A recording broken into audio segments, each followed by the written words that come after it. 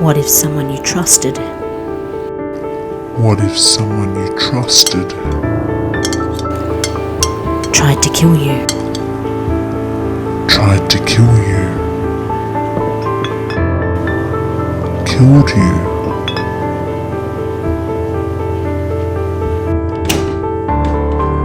In the quiet town where secrets stew, a dinner served with deadly rue. Beneath the lace and Sunday grace, a mushroom bloomed, a poisoned trace. She stirred the pot with sleight of hand, a practiced smile, a hostess grand. But Deathcap's kiss is never kind, it waits in silence, well designed. 4 plates laid with care and charm, no hint of malice, no alarm. Yet one by one the guests grew pale, a feast turned fatal, truth derailed. Welcome to Poison Plates, Episode 2, Mushroom Murderess, Erin Patterson's Deathcap Deception, where food just isn't nourishment, it's a weapon. Today we peel back the layers of a meal that made headlines and shattered lives. Was it a tragic mistake or calculated act cloaked in domestic ritual?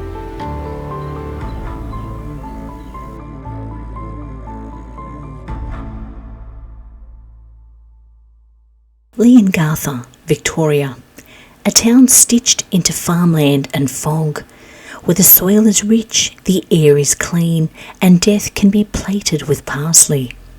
It began with an invitation. Erin Patterson wanted to host lunch. Her ex-husband Simon's family, his parents Gail and Don, his aunt Heather and Heather's husband Ian were all welcome. Simon declined, and not the first time, because Simon had learned something the hard way. When Erin cooked, caution wasn't paranoia, it was survival. Months earlier, Simon had eaten a meal Erin prepared. He fell violently ill, hospitalised. Symptoms consisted with poisoning, though no charges were laid. He recovered, but something shifted. Trust, once frayed, snapped. So when the lunch invitation arrived, Simon stayed away, but his family didn't. They gathered around Erin's table. Beef Wellington was served. Rich, golden, aromatic, garnished with mushrooms. Not the kind you buy in bulk. The kind that bloom in shadow, the kind that mimic the innocent. Deathcaps. The lunch was quiet. Erin didn't eat the dish herself. She claimed she was vegan now. The guests complimented the meal. They left, and within hours the symptoms began. Violent vomiting, liver failure. Gail and Don died. Heather and Ian were hospitalised. Ian survived. Heather did not. Simon, watching from the margins, was shattered. His children, shared with Erin, were caught in the undertow. Grief, confusion, and the slow public unravelling of their mother's story. Let's take a quick look at who Erin Patterson was before the dreaded lunch. Erin Patterson was known as Erin Scudder, growing up in an intellectual Melbourne family household, but struggled with eating disorders and low self-esteem from a young age. Despite being seen as smart and witty, her adult life was marked by instability, frequent career changes, strained relationships, and erratic behaviour. Former colleagues from her time as an air traffic controller described her as clever but socially isolated, sometimes aggressive and even manipulative. She later worked at the RSPCA, where she met her future husband, Simon Patterson. You could say that Erin was quite lucky. She received a $2 million inheritance in 2007 from a grandmother, which she was allowed payments of. She received further money in 2011 upon her father's death. Having this money allowed Erin freedom. The extra financial security also allowed her and husband Simon to quit their jobs and travel, buy a property mortgage-free in Western Australia, and also offer interest-free loans to Simon's siblings. So she really threw herself into Simon's family. She may have even had a closer relationship than to her own family, especially around the time she had her son in 2007. They moved closer to the parents for the extra help. But this is where the cracks began to form. Erin didn't feel that Simon was pulling his weight. She was doing everything.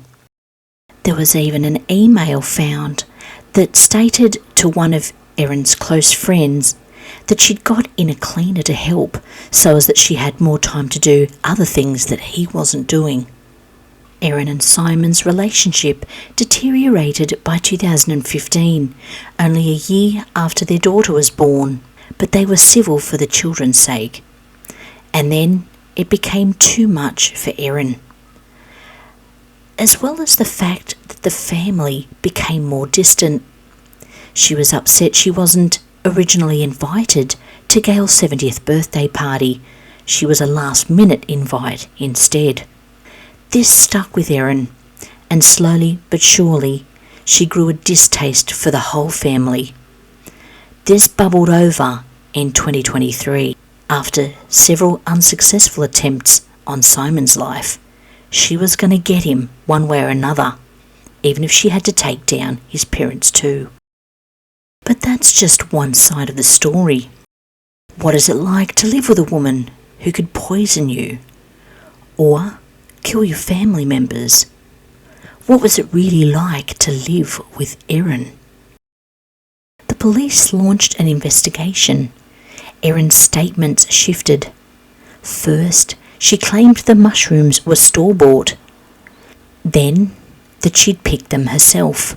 Then, she wasn't very sure where she got them from. She wrote a statement, then retracted it, then rewrote it again. Forensic toxicology confirmed the presence of amanitin, a lethal compound found in death cap mushrooms, the kind that destroy the liver slowly, silently. Detectives combed through Erin's past, her relationship with Simon, her financial pressures, her isolation, and the children became silent witness to a tragedy too complex for their age. Their grandparents gone, their father grieving, their mother under suspicion. Before they were victims, they were pillars of a community. Don and Gail Patterson, retired teachers known for their warmth and generosity. Heather Wilkinson, a beloved church volunteer, wife, mother and friend. Ian Wilkinson, a pastor, a man of faith who would become the lone survivor. They weren't strangers. They were family, friends, people Erin had once shared holidays with. How could she kill them? And why? She claimed innocence. She cried in interviews. She said she loved them, that she didn't mean it. But forensic pathology doesn't care for sentiment. Amanitin doesn't forgive. In folklore, the mushroom is a trickster, a shapeshifter, a symbol of decay and rebirth. Erin became that symbol, a woman both hunted and haunting. The courtroom wasn't just a place for justice. It became a theatre of contradictions. Erin Patterson stood accused of serving a meal laced with death, but the evidence wasn't just on the plate, it was in her actions. First, the dehydrator. Erin admitted to disposing of a food dehydrator shortly after the fatal lunch. She claimed it was mouldy. Investigators believed it was used to dry the mushrooms, concentrating their toxicity. Then came the digital trail. Her phone revealed Google searches about mushroom toxicity. Her statements to police changed over time, first denying, then admitting she'd cooked the mushrooms herself. She gave conflicting statements, and yet she maintained her innocence. In court, Erin appeared composed, sometimes tearful, sometimes defiant. Prosecutors painted her as calculating. Her defence argued confusion, grief, and a tragic mistake. But the inconsistencies piled up. Why invite only those with whom she had strained relationships? Why serve a dish she rarely cooked? And why dispose of key evidence? The trial became a study in deception, layered, domestic, and disturbingly intimate. Erin and Simon's children lived through hell, their mother accused, their grandparents buried, their home fractured. They were not poisoned. Erin had prepared a separate meal for them, a detail that raised eyebrows. Was it maternal instinct or premeditation? The courtroom was quiet. Erin's defence was simple. It was a tragic mistake. But the prosecution painted a darker picture. A woman scorned, a motive buried in grief and resentment, a meal served with intent. Expert witnesses described the mushroom's toxicity, the timeline, the symptoms, the deaths, and the jury listened, not just to the facts, but to the silence between them. Australia was gripped. Was this a tragic accident or a calculated act of domestic murder? Tabloids ran wild with theories. Even inside prison, Erin's notoriety sparked tension. Rumours swirled of further poisoning attempts, unsettling relationships, and inmate threats. Whether true or not, they fed the narrative. The case became a cultural mirror, reflecting our fears of betrayal, family breakdown, and hidden dangers of the familiar. The mushroom lunch wasn't just a tragedy, it became a spectacle. Erin Patterson's name flooded headlines, hashtags, and hot takes. Was she a grieving mother, a cold-blooded killer, or something more complicated? Although social media ran wild, and the tabloids printed evil, evil, evil, the public was split.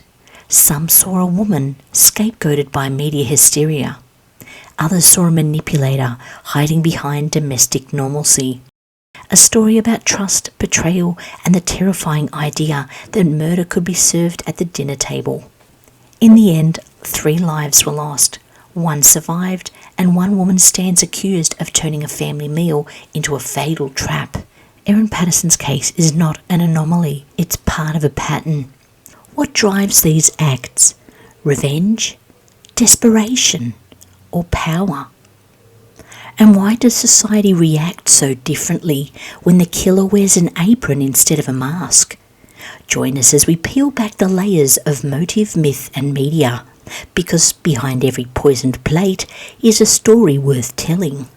In our final instalment of Poisoned Plates, we step back to examine the bigger picture. In episode 3, Poisonous Parallels, Women, Motive and Method. From arsenic-laced tea to mushroom-laced beef Wellington, we explore how women throughout history have weaponized the domestic, turning kitchens into crime scenes and trust into tragedy. If you enjoyed this episode, give us a like, subscribe if you haven't already, and hit that notification dinner bell so you're aware when we're serving up some new delicious episodes.